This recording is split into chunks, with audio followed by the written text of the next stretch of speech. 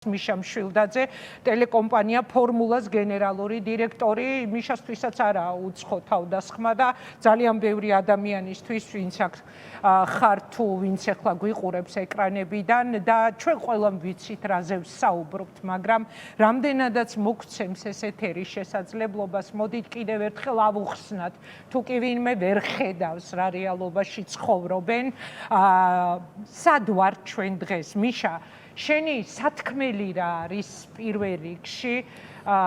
ჩვენი მხარდაჭერა მიიღე ფილმა ტელევიზიამ ვახოსთან ერთად გიცხადებთ სულ მხარდაჭერას და ვდგავართ თქვენს გვერდს.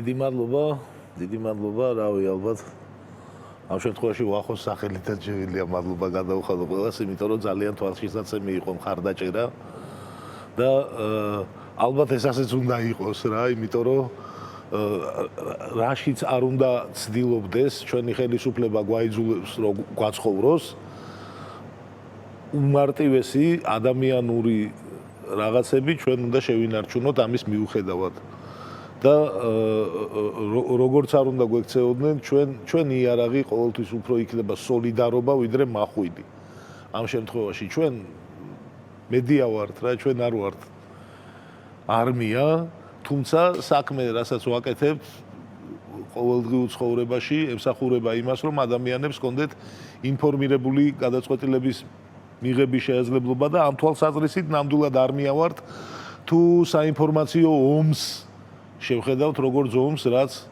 ყოველთვის მიმდინარეობს და ჩვენ ამაში გვინდა არ გვინდა ჩართულები ვართ, იმიტომ რომ სამწუხაროდ ჩვენ აქ არ გვაქვს კლასიკური ის განლაგებაც კი რომ ჩვენი ენდემური დიქტატორი გვყავდეს, რომელიც როგორც ყველა დიქტატორი გვებრძვის მედიას. აქ ამ შემთხვევაში რაღაცა საერთაშორისო როგორ თქვა, მონსტრების კორპორაცია არის რა, საერთაშორისო. ეს არის რუსეთის მიერ მხარდაჭერილი რუსული ტიპის დიქტატურა. ეს კანონები, რითაც გვახსოვენ, არის რუსეთში გატარებული და იმ გამოცდილებით მე მოდერნიზებული, რომ უფრო კარგად მე დახვეწილი ბელარუსში და ახლა საქართველოსთვის უკვე ძალიან მზად არიან ამ თვალსაზრისით და ამიტომ ჩვენ თავს განვიხილავთ მედია როგორც სიმართლისთვის მებრძოლ რაღაც შენაერთებს რა, იმიტომ რომ ჩვენ ვხედავთ რას კადრულობს პროპაგანდა. იმის პარალელურად და ჩვენ რეიტინგებს ვითვლით გულისხეთქვით უყურებთ იმას რა რეიტინგი ჰქონდა და რამდენი ადამიანი შესაძლოა შეიყვანეს შეცდომაში. ეს არის როგორ თქვა ჩვენი პროფესიული ვალდებულება არის ყოველდღიურად როცა ჩვენ რეიტინგს უყურებთ მაგას. დღეს ასე გადაიქცა. წლების წინ როცა ტელევიზიაში რეიტინგებს ვამოწმებთ, დილით იქ სხვა რამე იყო. იქ დიდი წილი იყო პროფესიული ინტერესისა, რომ აბა მე უფრო კარგად თუ ჩემმა გადაცემამ ის თემა რომელიც შევარჩიე, ეხლა სხვა რამეა. ეხლა რეიტინგს რო უყურებთ, ინგა რო შევხედავ ხოლმე მე ვანგარიშობ ჩვენ საერთო ჯამურ რეიტინგს და ვითვლი მე იმაცას და აი იმ დღეს როგორ იყო და ეს უცნაურია. ხო ეს იმიტომ რომ ეს მაინტერესებს რა, ეს მაინტერესებს ანუ რომელ მხარეს უფრო მეტი მაყურებელი ყავს, აი ამის და ანგარიშის. ამას გულისხმობ, რომ რა ვიცი, ეს ის არის მიუხედავად იმისა, რომ ეხლა ცხადია, რომ ორი სხვადასხვა არხი ვართ და ბუნებრივია კონკურენციის მომენტიც არის, მაგრამ ეგ არ არის ეხლა ის არის პირველი ყველაზე მეტად საინტერესო რა, იქ რა ხდება. ამას გულისხმობ, რომ ჩვენ რაღაც მხარე ვართ ამ დიდ საერთაშორისო საინფორმაციო ომში, ბოროტებასა და ჩვენი ღმერთმენით სიკეთეს შორის. ეხლა სიკეთე ჩვენი ღმერთმენაა, მაგრამ ბოროტება რო არის ამის მოწინააღმდეგე, ხო? ეს იმდენად ნათელია, რომ რავი, ეხლა რაზე ვილო ადამიანს რომ მართლა სატირული ტექსტისთვის სკაბრეზული ლექსიკით. რავი, ვინ დაიჭირეს ბოლოს გარგანტუა და პანტაგრუელისთვის შეიძლება. ამის გამო ადამიანის დაპატიმრების პრეცედენტები ცოტა იქნება ბნელ შუა საუკუნეების ევროპაშიც და რავი, რაღაც მაგალითები შეიძლება ვიპოვოთ. ცხადია, მაგრამ ჩვენ რო არ გვახსოვს ასეთი რამე, ხო ვიცით, რავი, ინგა რამდენი ხანია აქ ვართ. ხო ამ პროფესიაში ხარ რამდენი წელია პატიმრობა დაგმუქრებია იმის გამო რომ რას დაწერდი, რას იტყოდი ამაზე. ეს ხო ეხლა ის არის რა შევადაროთ, აგერ ჩვენს წარსულ შევადაროთ ჩვენს ანუ იმას რასაც ჩვენ ვეძახით ცხოვრებას. ჩვეულებრივს რა რაც დეფოლტ რო ვიღვიძებთ, აი რაშიც ვიღვიძებთ რა.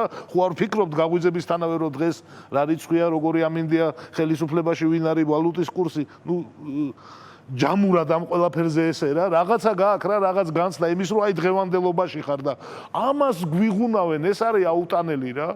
რომ რასაც ხედავ, რასაც გზნობ, რაშიც მგონია რომ ცხოვრობ, რომ ეგ კი არ არის. არა, არამედ ვიღაცა შეიძლება ისე ძალიან უყვარდეს კუკარაჩა, რომ ადამიანი გალახოს. აი ეს უნდა დაგვაჯერონ და ეხლა განაკუკარაჩას სიყვარულის ზომა ვერ წარმომიდგენია რამხელა შეიძლება იყოს. მაგრამ ბიჭო ადამიანისთვის ადამიანზე ძალადობას რამხელა ის ჭირდება გაბრაზებაც. აი ეგ ვერ არის შეუსაბამოებია. ამიტომ არის რომ ვიღაცაზე რომ დაიწყებენ ხოლმე კამპანიის აგორებას, ხალხო ეს იცოდეთ, რომ ის კი არ არის რომ აქ ის ბონუსია, თუ იმე მართლა გაბრაზდა და ვიღაცა მართლა ის არის ნერვებ გაფუჭებული და რაღაცა პროპაგანდით ცოტა არ მინდა მძიმე სიტყვებით შევამკო ეგეც კი, მაგრამ ხო ვიღაცა ეგეთი თუ შეხვდა ბოლო იმას დაუყვევდა ესე პირდაპირ თავს გესმიან და გიღებენ იქ რაღა ფიქრი უნდა რომ ვინ არის. იცოდეთ ხალხო რომ დაიწყებენ ხოლმე ვიღაცაზე მიზანმიმართულ შეტევას, ეს ნიშნავს რომ უკვე შეგულებული ყავთ ის 4 კაციანი ჯგუფი, რომელიც იმას მერე თავს უნდა დაესხას. იმიტომ რომ ბოდიში ამ სიტყვე ხალასტოი გასროლა გამოდის წინააღმდეგ შემთხვევაში პროპაგანდისა გაიგე.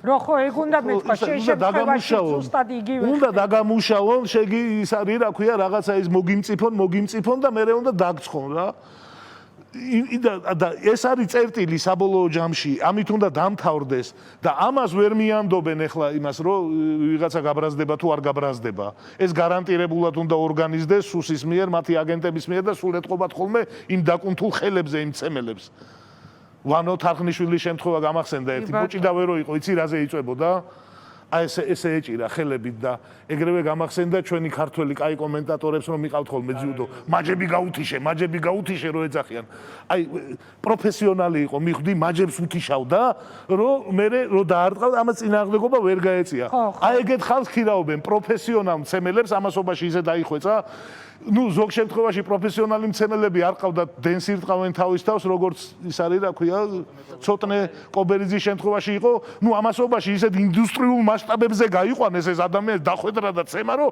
ამდენი პროფესიონალი მოჭიდავე მართლა არ არსებობს ეხლა რა ის არის რა ქვია და პროფესიონალი სპორტსმენი და ნუ ვიღაცა ისეთი ძუწევს და გადავიდნენ და ფულზე დახამებული ადამიანი რომელიც ყველაფერს იყადრებს რაღაც ორი კაპიკისთვის ან რაღაც შიშის გამო რომ რაღაცას გაუბაზრებენ ან არ გაუბაზრებენ არ ვიცი რითი აშინებენ კიდე მაგრამ ფაქტი არის რომ ესეთი ხალხი ეს არის ორგანიზებული ხელისუფლების მიერ, იმიტომ რომ აგერ აქაც ერთი კაცია ხო, რომელმაც აიღო. ჩემ შემთხვევაში ესე იყო, მე მთელი საგამოძიებო სისტემი პროკურატურები ჩართულები იყვნენ, ეხლა ციხეშია დაჭერილი ერთი კაცი იმა ყალბი დოკუმენტი დაწერა, რომ ვითომ იქტარდებოდა, იმაში რომ ეს როგორმე არ მომხდარიყო, რომ ეს ჯგუფურად ორგანიზებული იყო. კი, ოღონდ ეგ ჯგუფური ორგანიზებდა მიშა მაშინაც გახსოვს? ვინ იძიებდა? ვახო თვითონ. ვახო იძიებდა ყველაფერს. არა, უყურეთ ეს